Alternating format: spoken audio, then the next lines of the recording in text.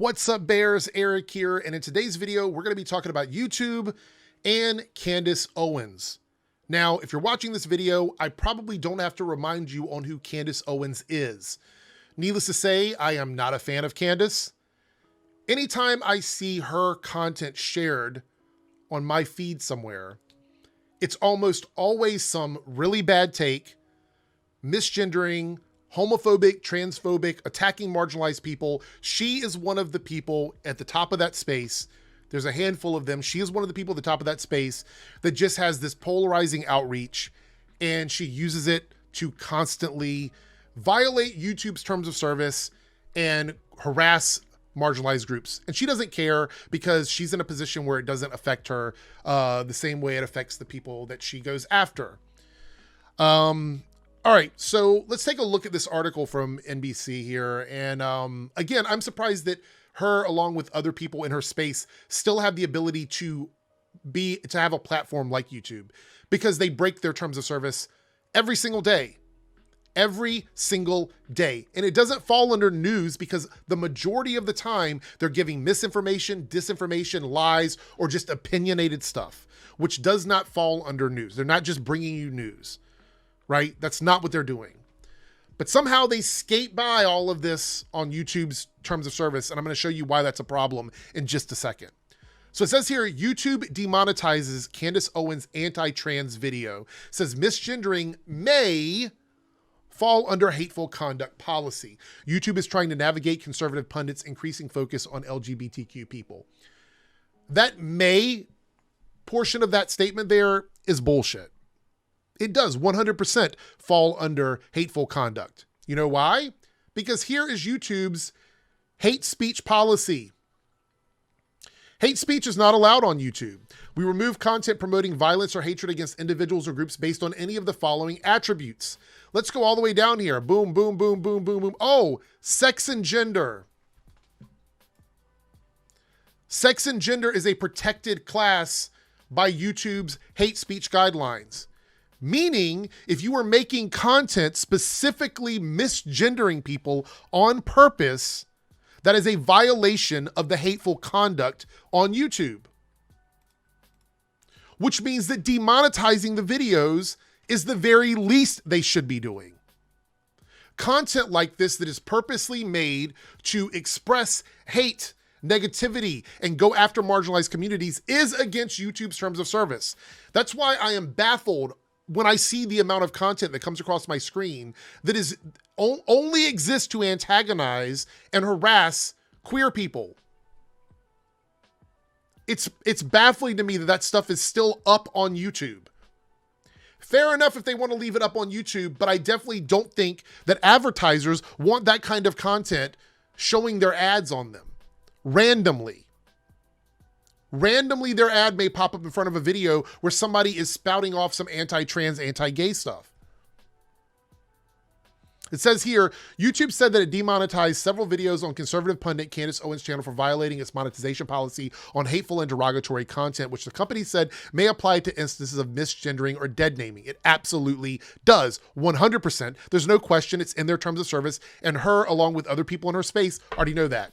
Oh, this is interesting. YouTube does not publicly list any policy on misgendering. It does say gender. Gender is a protected class, which would fall, like misgendering would fall under gender protection. Also, I want to point out gender identity and expression are right here, right there. Would misgendering somebody not violate this guideline? So there's two statements under this hate speech guidelines that protect trans people. There's two of them. I mean, look at everything's protected. Age, caste, disability, ethnicity, nationality, race, immigration status, religion, sexual orientation, victims of a major violent event and their kin, and veteran status. Those are all protected classes under YouTube's hate speech terms of service guidelines. There you go. But said in a statement that it considers deliberate misgendering as a potentially violative of its monetization policy on hateful conduct. I mean, it says it right there. It's right here, sex and gender. So if you are purposely misgendering somebody, that is a violation of your terms of service. It's not so vague. It's right there. It's right there. It sounds to me like they're trying to play a game here. But the Candace Owens podcast, on the Candace Owens podcast Monday, Owens says YouTube gave her an option to delete every video I've ever done pertaining to gender in which I accurately gendered someone. Referring in instances in which she's used pronouns not preferred by trans individuals, videos in which Owens misgendered individuals were considered hateful conduct by YouTube, as they should be. According to Owens in a segment on an episode titled, I Have an Announcement to Make. Owens' YouTube censorship claims come amid the ongoing cultural debate on free speech and anti-trans content published by conservative media online. While YouTube said it did not remove Owens' videos, Michael Ackerman, a Google spokesperson, said that the company blocked ads on several videos on Candace Owens' channel for violating our monetization policies, including those against hateful and derogatory content. It says, under the guidelines on hateful and derogatory content, YouTube may prohibit advertisements from running on a video that promotes discrimination, exactly, disparages or humiliates an individual or group of people, i.e. dead naming and misgendering someone. That would be humiliation because they do not want you to do that. Ackerman noted this includes disparagement of the LGBT community.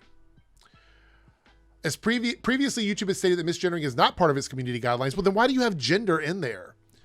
Which dictate the videos can and can't be fully removed. Ackerman's statement clarifies, however, that misgendering is a consideration when it comes to the company's decisions around the monetization of videos. Misgendering individuals can be used as a tool to harass transgender people, and it's one of the fault lines that have opened an online culture war that some conservatives like Owens are pursuing against the LGBTQ community. So she knows for a fact 100% that misgendering is something that is considered offensive, which is why she does it. That's the entire purpose. There's no games here. I don't believe any other bullshit. Like I said, I am someone that is extremely old school. I don't deal well with bullshit. And it is absolute bullshit that these people keep saying, oh, I'm just calling them their correct gender. You're doing it because you are antagonizing people. That's the only reason you're doing it. Because you wouldn't be talking about this if you didn't think you couldn't get outrage clicks off of it and outrage views off of it. And the fact that now it's being demonetized means maybe you will move on to something else and stop harassing people. So this is absolutely a win for YouTube. There's a lot more channels that do this that fly under the radar, that try to get away from it. But at a certain point, you're going to get so big that it's going to come to YouTube's attention. And hopefully they do the right thing in those cases as well. Because anytime you are doing something that violates their terms of service, which is right over here, then you should be, then at the very least, monetization should be suspended on those videos. That's it. I don't necessarily agree with deplatforming people, but if you are violating the guidelines and they decide they don't want to run ads on your videos because of that reason, they have every right to. And I'm actually surprised that YouTube has gone on for so long and not done anything to a lot of these videos that fall under those guidelines. Anyway, this is a great win for YouTube, and Candace, you reap what you sow.